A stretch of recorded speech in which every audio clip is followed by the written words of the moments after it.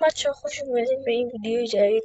من اومدم براتون مقایسه کاشته رونالدو و مسی رو انجام بدم.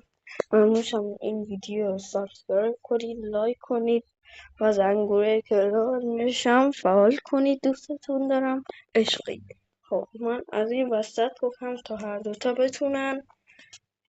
خب حالا اول بریم با کریستیانو رونالدو شروع کنیم.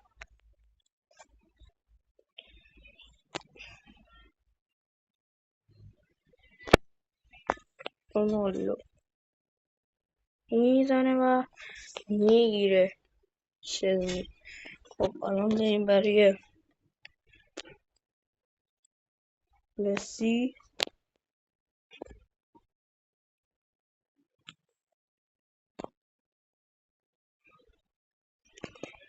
حالا گزارشگری که اینا مسی هم گرفت شد. ممنونش هم یه ویدیو رو کنید، سابسکرایب کنید. دوستتون دارم میدونید. اگر این ویدیو به 30 تا لایک برسه کاشته های دیری دروگبا و گابریل عمر باتیستوتا رو مقایسه میکنم.